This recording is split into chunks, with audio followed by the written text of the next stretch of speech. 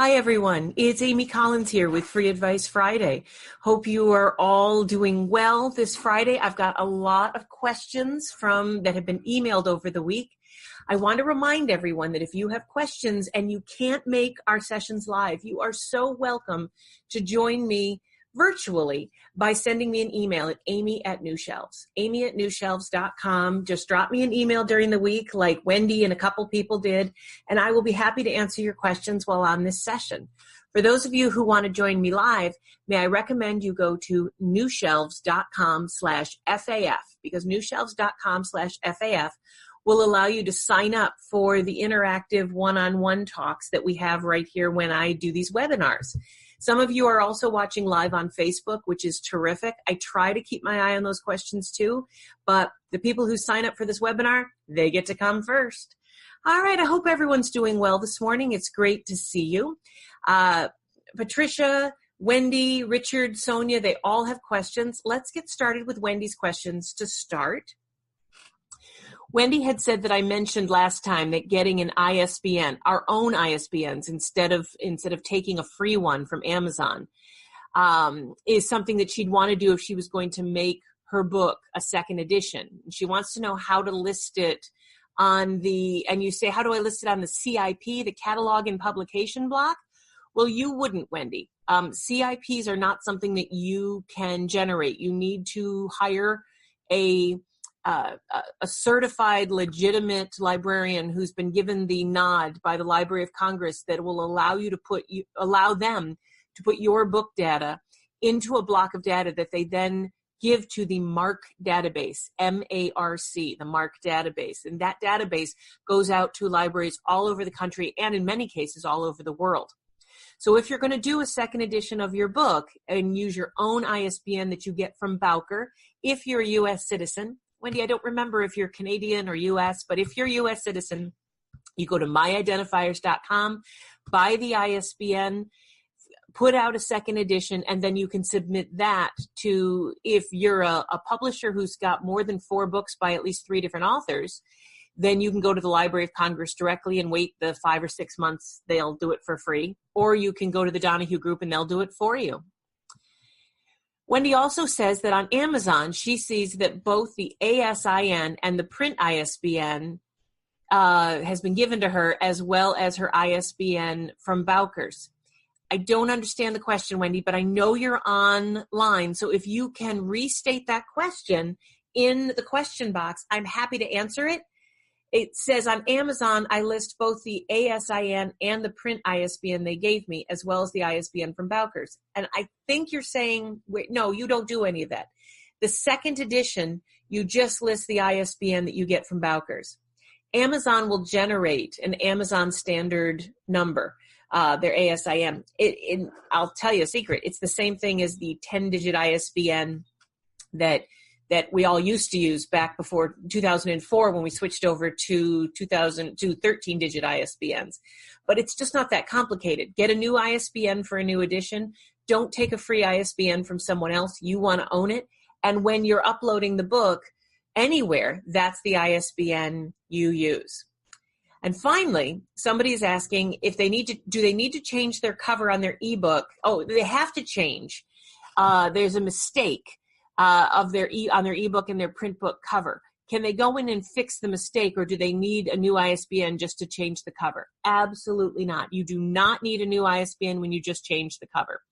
If you're fixing a mistake in a book, if you're just changing up the cover, but the title and the subtitle is the same, typos notwithstanding, but if you're not changing the title, the subtitle, if all you're doing is fixing a mistake or changing the cover, you can keep the same ISBN you've been using. Absolutely no problem. All right. Well, hope everyone's doing well this morning. Oh, Wendy says she already has a catalog and publication block. Yes. Yeah, you don't need her to revise it. If you have a CIP for the first edition, you need an all-new CIP for the second edition. They won't just revise it and update it with a new ISBN, because that's not what's happening. You're coming out with a new edition, and if you want all the data for your book to go into the databases in the libraries, you need to create and have a new PCIP, which is a publisher's catalog and publication block, generated. All right, more questions coming. Let me look real quick to see if we have questions on Amazon. George is saying to publish a book with Lightning Source and Amazon, should he use one ISBN? He absolutely should. You should definitely use one ISBN because you're not publishing the book with Lightning Source and Amazon. You're publishing the book and you're printing and distributing it with Lightning Source and with Amazon. They are just your distributors. They're not your publishers. So you use the same ISBN. You publish the ebook with one ISBN. You'll publish the print book with another. And yes, you give that same ISBN to anyone that's going to be distributing it for you. Patricia is saying that during last week's session, Carrie recommended that she check out Yasiv.com, YASIV, to find books similar to hers. But when she searched Business Women Mysteries, only her novel came up. When searching Strong Women Mysteries, romance novels came up, along with John Grisham and David Balducci. My problem is I seem to be the only one setting in her novels with women protagonists in a business. Do you have any idea what would narrow my search so you can run Amazon? Okay, Patricia, when you go to Yasiv, you don't put in a category or keywords. You need to put in an author or a book that is like yours. And if you've got a novel, and if it's a mystery novel where the women own a business, or in the business world, I can think of a couple of books, right? Tess Garrison writes a whole series of books. Now, again, a number of her female protagonists are either doctors or they're administrators, but find a heroine that's strong in the business world out there. There's dozens, and put that title in to Yasiv, and you will find hundreds of books show up. But you're right, when you put in things like strong women or business women or mysteries, you're not going to get any hits. Yasiv doesn't work that way. Yasiv connects books of similar topics and similar themes that have also been bought by. So you need to find at least one book to get started. So that's probably what's messing you up at the moment. All right. Oh, Pat, it's good to see you. So thank you for that question. Let's see, other questions coming up. Sonia is suggesting that in her next book, she wants to recommend products that would help her readers, but she's undecided as to whether she should have a link to these products. Oh, I have an opinion on that. She wants to make the products accessible to readers, but she doesn't want her book to sound like commercials. What's the right balance? Sonia, I have a very strong opinion about this based on my experience. If you start putting links into your books that you do not own and you do not control, your book will be outdated and you will have broken links within a matter of days, weeks. Websites change, links change. Unless you're controlling the link, do not put it in your book.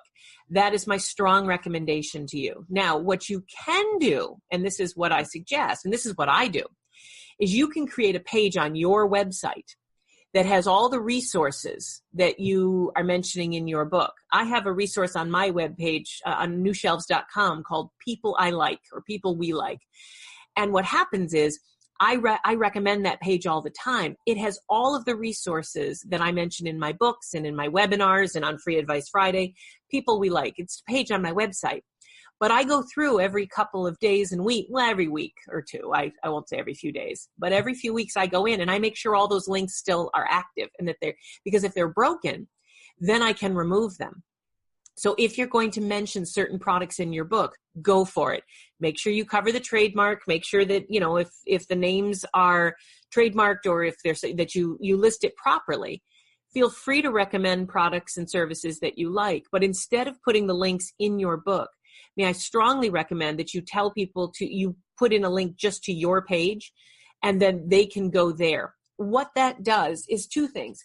You can actually get them to give them your email address if they want access to these resources, which is a great way to start building your email list. But if you don't want to do that, if that's not, if that doesn't make you comfortable, then you can just make the list available on your website. Make sure you at least give them the option of giving them your email address in case they want to get on your resource list or they want to get in touch with you or they want to get your newsletter. Doesn't hurt to at least ask them for their email address, but you don't need to require it. But that way you can control whether or not the links are still active. Because I'll tell you right now that when ebooks start getting a lot of broken links in them and they're reported, Amazon will pull that ebook right off of Kindle, bing, bang, boom. And you don't want that to happen. So that's my advice to you about that. Joseph is asking how to get email addresses of reviewers if they have the names and city. Joseph, you Google them. If you've got the name of a reviewer and you know what city they're in, mainly too if they have a book blog or if they're writing a lot of reviews as either part of their business or as a very, very aggressive avocation. Maybe it's not their vocation, but it's their avocation. They almost always have a website, a blog, some way you can get a hold of them. Just Google them. That's what we do. It used to be that you could buy software that would troll the internet and start grabbing emails, and you might want to hire someone on Fiverr to do it for you. There's a lot of great people overseas that will harvest these emails for you for far less money than your probably hourly rate is. Joseph, I don't know what you get an hour, but I know that it's much easier for me to pay someone overseas to do it. But I'm afraid it's a little time consuming unless you own the trolling bots, the bots that go out and I mean troll like a fisherman trolls. I don't mean trolling like on the internet on social media. But if you can go out and troll a bit and get software that can harvest emails, that's terrific. But unless you have those, I would recommend that you either just Google them, a few a day, and reach out every day, or you hire someone to go get them for you and just give them to you in a spreadsheet. All right, let's see. Questions from Facebook. Georgie, it's good to see you. Let's see. Other questions. I want to make sure I'm getting all the questions answered here. I'm on Facebook. I do not see any more questions there, so I'm going to go back to the questions that you guys are asking here. All right. Bum, bum, bum. Bum, bum, bum. Let's see, more questions. Oh, okay. Jean is asking, what is the difference between a wholesaler and a distributor? Terrific question. I'm going to answer it in the short form here. But Jean, I actually have a video on this on my YouTube channel. If you go to newshelves.com/YouTube, you will be taken to my YouTube channel. And I actually have a video, a full a very detailed description of the differences between the two that you are welcome to watch. My YouTube channel has all my videos on it for free, including all of my free advice Fridays. So just go there. But the short answer is this. A wholesaler and a distributor look very much alike, and they often have both names in their descriptors. Let me explain. Ingram is a wholesaler and a distributor. Baker & Taylor has a wholesale division and they have a distribution division. And one of the things that you need to pay attention to is who do they work for. So here's the difference. I'm going to differentiate them for you. A distributor owns big warehouses and forklifts, and they've got very healthy men and women running up and down the aisles, taking books down and shipping them out for people. And they are shipping books to bookstores, and they are shipping books to wholesalers. A distributor is a warehouse and pick and pack facility that works for a publisher. In many cases, they have their own sales team, and they will handle the sales, the marketing, the shipping, the picking, the packing, the customer service, the order entry. They put them on trucks. They get the books out everywhere. So a distribution company like Ingram Distribution will be hired by a publisher, and that publisher will give them monthly fees and about 30% of their net billables for the privilege of having the distributor handle their sales, their customer service, their order entry, and they work for the publisher. And they ship out books all over the country or all over the world. That's a distributor. Ingram has a distribution company. They work with tons of publishers. But Ingram also has a wholesale division. That's how they got started in the book world. A wholesaler doesn't work for a publisher. A wholesaler is a company that has a big warehouse and forklifts and lots of shelves and lots of books, just like a distributor. And they have healthy men and women who run up and down the aisles and take the books and pick and pack and ship them out to bookstores. But here's the difference. A wholesaler buys books and keeps them in their warehouse, hopefully for a short period of time, so that when bookstores and libraries and internet stores like Amazon or any one of a number of online bookstores besides Amazon, but whenever someone places an order and they need that book, they go to a wholesaler like Baker and Taylor or Ingram or Bookazine or America West. And these wholesalers, they don't work for the publisher. They will buy the book from the publisher at probably a 50 or a 55% discount and turn around and sell the book at anywhere from a 30 to 40% discount to their customers. They don't work for you. A distributor works for you.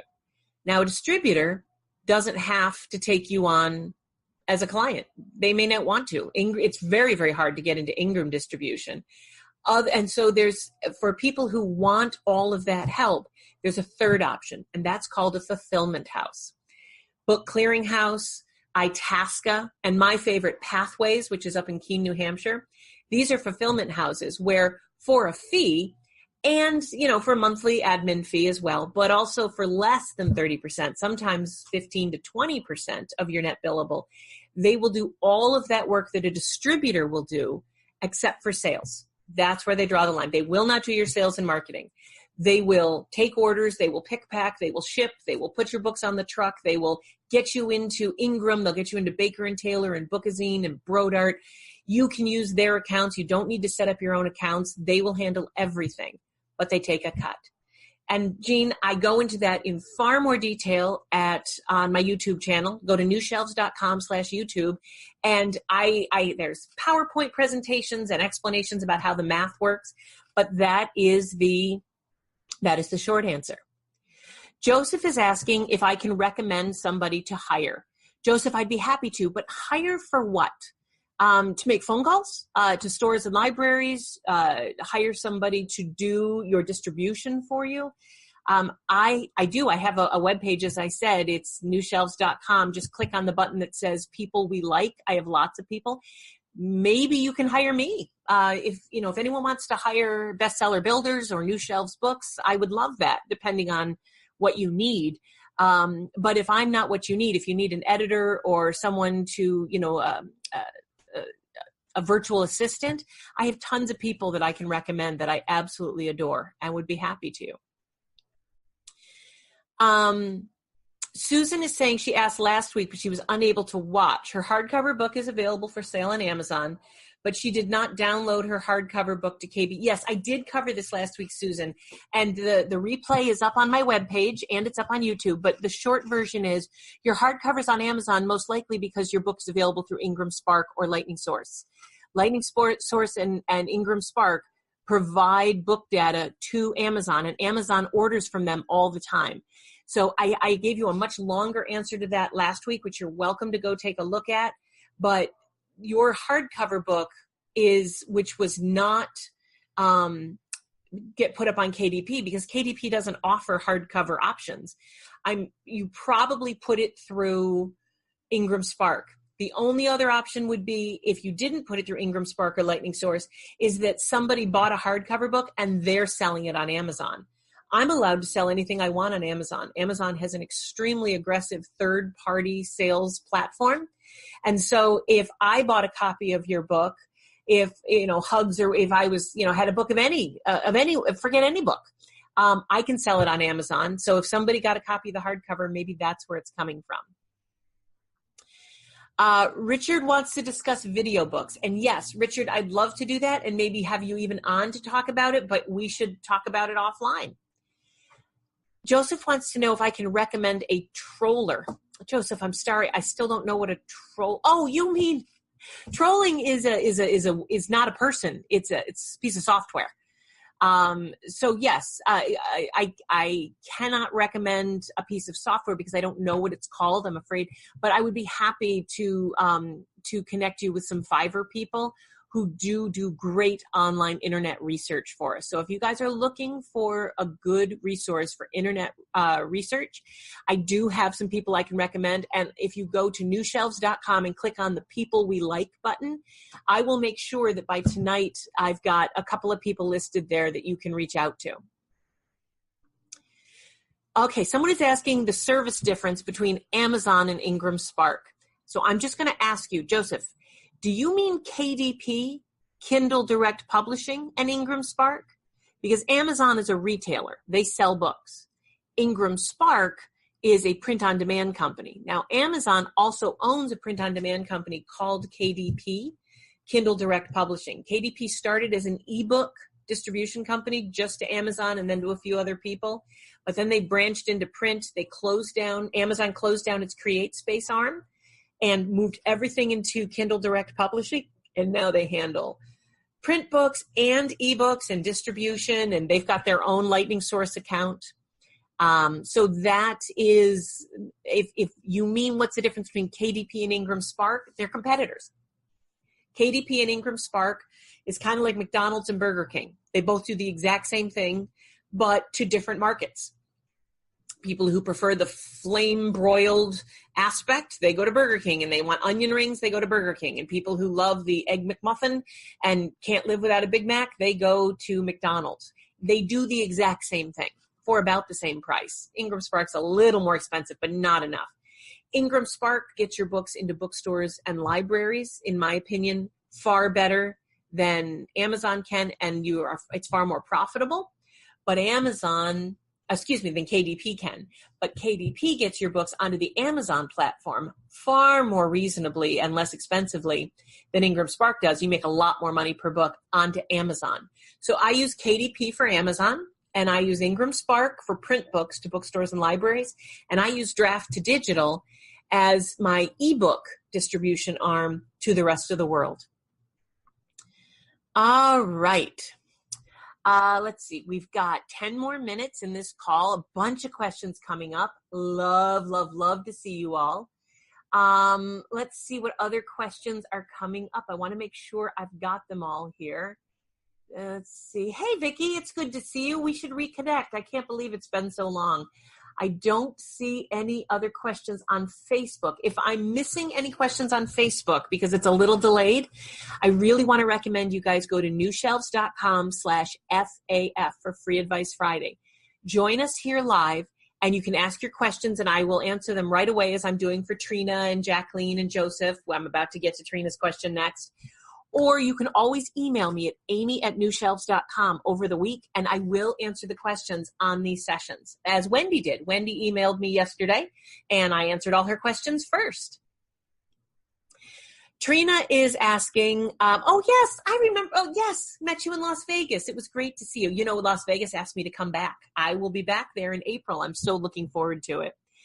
She would like to know how to find comps on Amazon, and especially how to find the number of copies they've sold.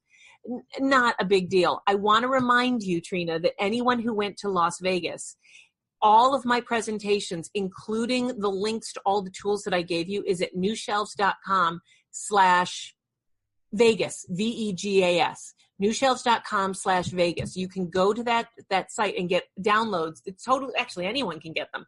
Welcome, guys. Go to newshelves.com/Vegas and get the handouts, the URLs, and all the tools that I mentioned at that conference. But if you're trying to figure out how to find comps on Amazon, the fastest and easiest way to do it is to pick one book that you know is a good apples to apples comparison, that your readers and their readers are the same.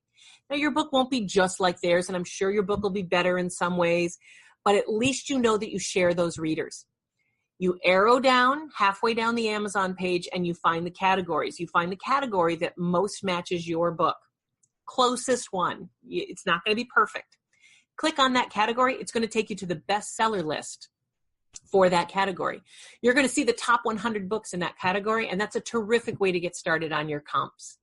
So that is the easiest and fastest way to get started on comps. But then, as I mentioned to someone before, make sure you take those books, those individual books, to yazif.com, YASIV, yazif.com. And I'll put the link here in the chat box. And you put some of those titles and authors into Yazif, and you will find hundreds of more comps here. There we go. And I'm also going to drop it into Facebook just to be safe, just so you guys have a link. It's a wonderful site, and I absolutely love it. All right, Nikki, if you've got questions, throw them into throw them into Facebook or here. We've got 5 more minutes where I'm answering all the questions I can. Jacqueline is asking how to become a publisher. Jacqueline, that's too big a question, I'm afraid, that takes hours to answer. The short version is you can become a publisher the minute you decide you want to start a publishing business. And here in New York, you don't even have to make it a real business. You can name your publishing house, name it Watson. Don't name it Watson Press if the first book's going to be yours. You can name it Sherlock Media.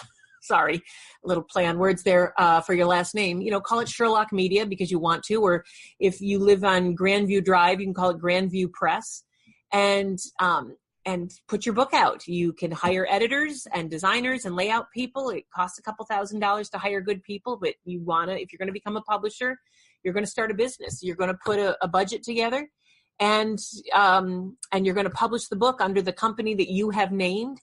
There's a lot of steps to it. Now, I have an overview for free on my website, newshelves.com/store. If you go to newshelves.com/store, you will see that anyone here can download a free copy of my book, The Right Way. It's a very short book. There's an e-copy version on my website. You're welcome to download it from there. It doesn't cost anything. The print copy does cost, but the paper one's for the ebook is free. And it gives you a quick overview of everything you need to know if you want to become a publisher. Doesn't cost a thing. So maybe I wish I could answer more deeply here on Free Advice Friday, but that's a little like asking me, how do you build a car? Patricia, is there one location for me to research your services? No, because I run a couple different businesses, but bestseller builders, if you are looking for a full all-inclusive, I and my team does everything for you, go to bestsellervideo.com. Bestsellervideo.com has a wonderful 1-hour overview of everything it takes to build a platform. And we do all of that for you. You can go to bestsellervideo.com and see everything that it takes to build a platform. If you're just looking to find out the things we do, just go to newshelves.com and you'll actually see a button that says how to work with Amy. And we have got frequently asked questions and all that, or you can call me or drop me an email. I'd be happy to hook you up with either me or someone who can tell you about the stuff we do. Joseph, I don't know the software, but I will get you some names of people who can do it for you. All right. Jean is asking if it's true that the author of a book should not be the one to make an audio version of their book. There's no hard and fast rules, Jean, but I would say in most cases, it's probably not a great idea. Now, I'm actually trained in voiceover work. I went to school for opera. I still have a lot of training in me, but even I, who's trained with voiceover work, I drop in so. If you had any idea how much it bugs me, I hear me say it all the time. So, and I drop in and I don't know how trained you are to do an audiobook, but if you are trained to do an audiobook, or if you've got voiceover experience, and if you've got a natural talent, then yes, absolutely record your audio version of your book. Even if you don't have any of those things, but you are your brand, if you've got a nonfiction book and you do a lot of webinars and videos like I do, then you are the person to record your audiobook. But if it's a novel, no, you should probably hire someone else, someone who knows how to do different voices, different accents, someone who can change dynamic, someone who can build tension. There's a lot of training that goes into that. And I would recommend that if you want a really good audiobook, that you hire someone else to do it. All right, let's see some of the other questions. Let's see. Yazif.com can't be found. I just was on it this morning. Maybe try www. Yazif. Maybe I needed to. So let me put in a new link. Sorry, Norma. I apologize. Now, Vicky Fitch, who's on Facebook right now talking, she did her own audiobook. And here's the thing. Vicky is a professional speaker. Vicky's got a platform. Her voice, it's key. So for her, it would be perfect to do her own audiobook. But if I'd written a bodice-ripping romance novel, even though I do audiobooks and I do overdubs all the time, see, there's a flub right there, I wouldn't be great for a romance book. So the answer is, it depends. All right. Stephen is asking about some ideas, ways to add value to readers so that they sign up for an email list and continue to add value over time and hopefully buy your courses.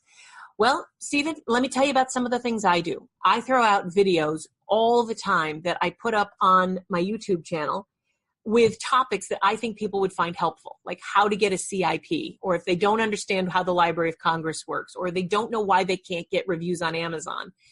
And then what I'll do is I'll take that video and I put it out on social media and I ask people to subscribe to my YouTube channel.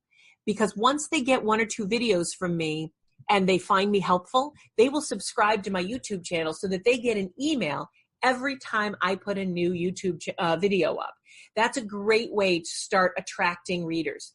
But if you want emails people sent to your website, then what you can do is a second step. Take your YouTube channel and at the end of every YouTube video, ask people to go to your website. How many of you have heard me ask you guys to go to newshelves.com in the last half an hour? A lot of you. A lot of you. You know why? Because I've mentioned newshelves.com several times in the last half an hour. I do Free Advice Friday so I can be helpful to people and so I can cut down on my consulting hours.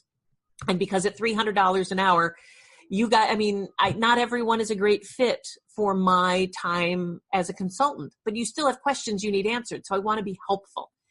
But I also get something out of it. A lot of you guys go to my website. And when you go to my website, eventually after about 30 seconds, a box will pop up and says, if you like Amy and if you like everything you're seeing and you want to join her newsletter, give me your email address. And you may turn that down 3 or 4 times. But eventually, when you keep going to my blog or you keep going and getting free stuff off my website, because I'm always putting new spreadsheets and checklists and stuff and telling people to go there for free. People we like. I'm going to update the People We Like page with people on Fiverr that I've used that have done a good job harvesting emails for me. I'm going to put those up today. You guys are going to go to my website. I'm constantly driving people there so that they can give me their email address. Be as much of service, be as much of help as you can for free. And the people who want to hire you or buy your courses will. I sell courses on how to sell to libraries. I actually charge money to teach people how to start their own publishing company. My bestseller builders business with John and Daniel, we charge tens of thousands of dollars to do all of their platform building for them. But at the end of 6 months, they have a huge platform. But what I do here is I'm of service, and I get a lot of email addresses because of that. And I will be of service to anyone I can. I will keep doing free calls and free webinars and free videos on YouTube, and I will answer emails until the day I die because I love authors and I love writing. And Stephen, I don't exactly remember what your industry is, but if you love the people you're working with, you'll find that you can do the same thing. All right. It is 10:33. Let's see if I've got any more questions. Vicky's telling me that I spelled it wrong. Oh, guys, this is what happens when you work without a net. So let me try it one more time. Yasiv, YASIV.com. That is why it wasn't working, guys. Yasiv, YASIV. So sorry. And Vicky, thank God.